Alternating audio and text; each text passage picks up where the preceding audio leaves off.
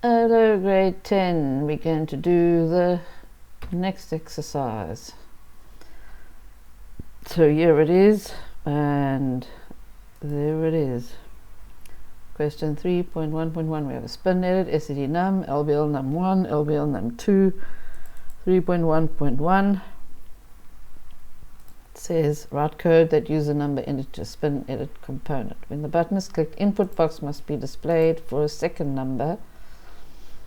So we can have a spin edit number and another number, and we can display them in LBL num1 and LBL num2 and store them into the global variables inum1 and inum2. So we have inum1 and inum2, so I'm saying inum1 will be equal to, from the spin edit, called SED num, what? SED num dot value, and inum2 can be from the input box string to int input box enter second integer, and then we're going to make sure your input box statement, input box function returns a string, and that whole thing is a string, and then we have to convert it to an integer. So remember about the two brackets at the end here, because you've got a bracket there that matches that bracket, and then you've got a bracket here that matches the end bracket, see? Then we're going to put an LBL num1 dot caption colon equals int to string num1, and LBL num2 dot caption colon equals int to string num2. Okay. That one done. That's all for button 3.1.1. Okay, now 3.1.2, write code that uses the two labels LBL num1 and LBL2. The button click, the two labels must be swapped, the data must be swapped. So we're going to do our swap algorithm, and we're going to 3.1.2, what we need is a temporary variable stemp, because what's in the caption, they are strings, not so. So I'm going to make stemp equal to the one label LBL num1 dot caption, and then I'll say LBL num1 dot caption is going to be equal to LBL num2 dot caption, num2 dot caption, and then I'll say LBL num2 dot caption is equal to stemp, and there you have your swap algorithm done.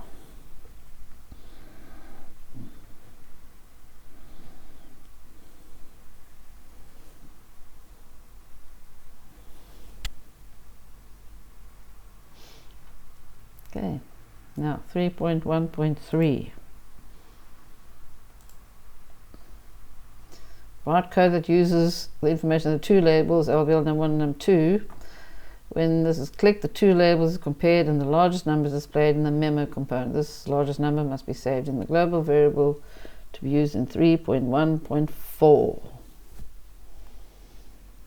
So, largest number of two numbers, just like we did in the previous activity. Well, I'm going to convert all of those numbers, R1 and R2. Got to change different numbers to what you have in the, see, R1 and R2, you can't use inum1 and inum2, no. And they say we've got to declare it in the largest, largest. Okay, so I'll get R1 from the label the one label, so it must be string to int lbl num1 dot int lbl num1 dot caption. Okay, and r2, I'll make that equal to string to int the caption of label num2. How are we going to find the largest? And they say they want us to have the largest as a global variable, I think. Let's display them. This largest must be saved in a global variable. Okay, fine. So we'll make our largest global over there. And then I'm going to say if, this is easy because it's two numbers to compare. R1 is greater than R2. Then our largest is R1. Else our largest is R2. Else our largest equals R2.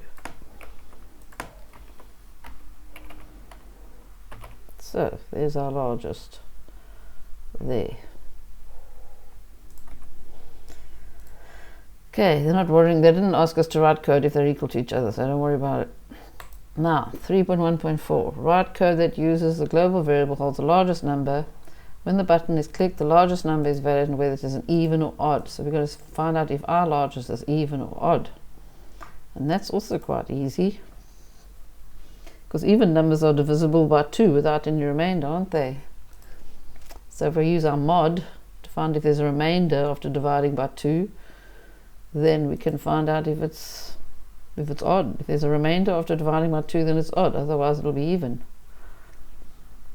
And that's quite easy. So in this button click, we're testing the largest number. If our largest mod 2 equals 0, well, if there's no remainder, then we know it's even. And what must we do? Where must we display it? A message must be displayed showing the status of the largest number. Well, they say we must display this all inside the memo, I think. No, over there, this memo, yeah, okay, memo 1, fine. 3.1.4, memo 1, dot lines, dot add. Int to string our largest, join that to is even, else we go and display the number and say that it is odd. By the way, in the last button click we actually were supposed to display the largest into the memo. 1.lines add is the largest number. We were supposed to display our largest after we got our largest in the previous question. Forgot to do that. Anyway,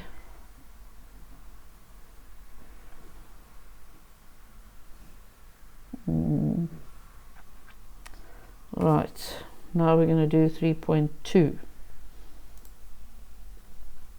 I suppose I should run my code. I will run it just now. Now we've got RD numbers and so on to worry about. So some string handling happening here.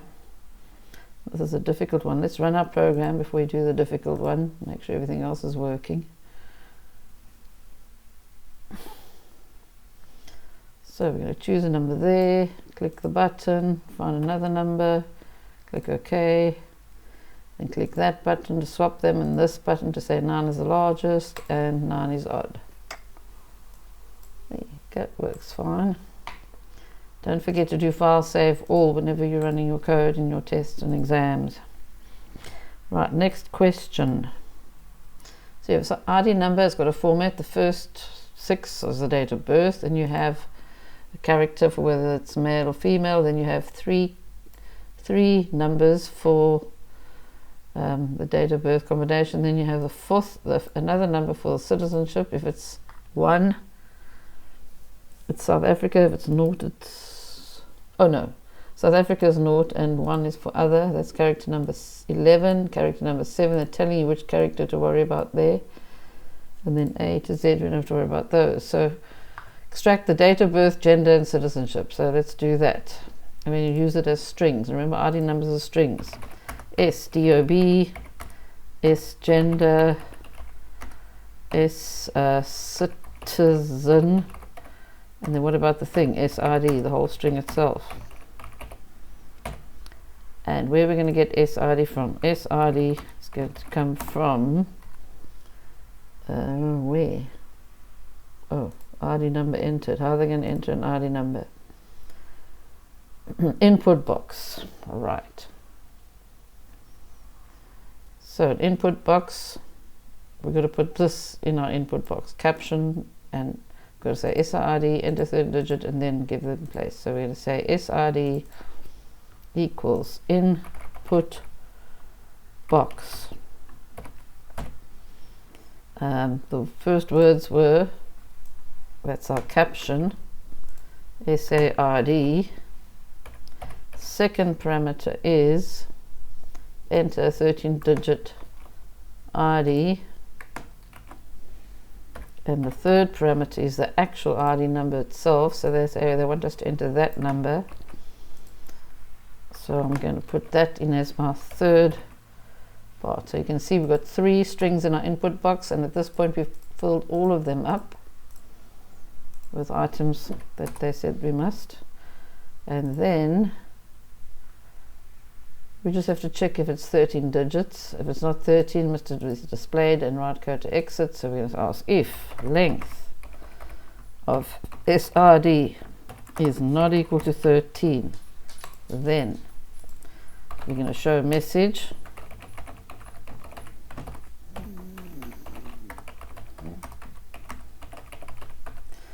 And then we will exit. Okay, length returns the length of a string. Then if the length is not 13, okay, if the length is 13, the outer member must resemble the one below. So we're going to put in the gender, the date of birth, the male, and the whether it's South African or not. The nationality, other if it's not South African.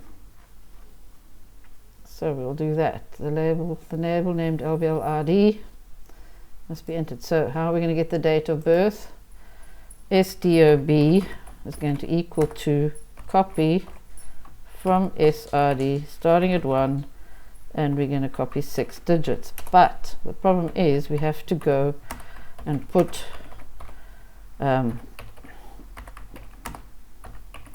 little dashes, join little these things. Okay, unfortunately we have to do that. 1, 2, 3 plus 3 and 4, and then another dash. Oops, my N must come over here, not there. Plus 5 and 6. We want to put those forward slashes between the date of birth, otherwise, because it's got to look like that. See, now gender is male. Now if it's the thing for male and female was if the 7th digit is 0 to 4, character number 7.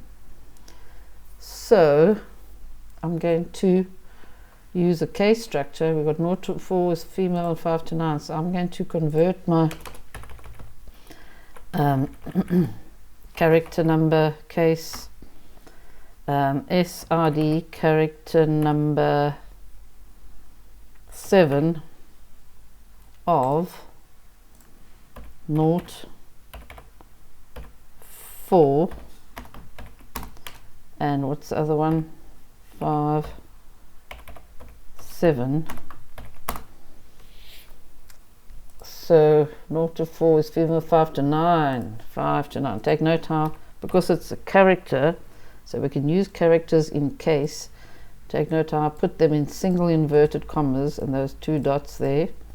So if it's 0 to 4, then SGen colon equals female, and over here SGen colon equals male, because we've got to put semicolons after each one. So that's a quick way to do it. Then citizenship. So we want to know if character number 11 is 0, it's SA other than 1. Okay, if SRD character number 11, that equals and a 0 in inverted commas, then S citizen colon equals South Africa, else S citizen colon equals other. So that's that. And the next thing, we've got to display it like that in the memo: date of birth, gender, nationality. So we're going to the what is the memo? It's this one here, memo 2. Memo 2 dot lines dot add. What was the first thing? I can't even remember. It was date of birth, DOB, plus, and I'll use the hash now, plus SDOB,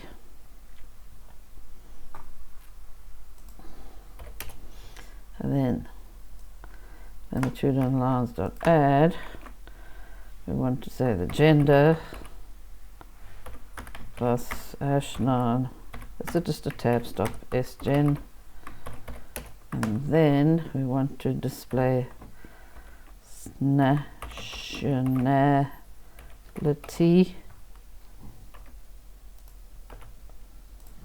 plus hash 9 plus a citizen, and that's it.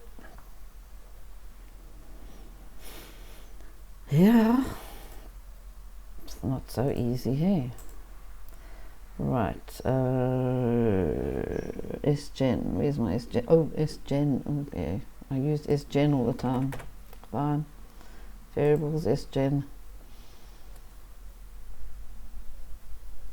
Okay, so let's go and do that. So you see there's an ID number already put in there. That was our input box, and then there it is. Of course the hash 9 doesn't work that well, but could have just used a space, I suppose. But that's fine like it is. Right, so see you for question 4 later.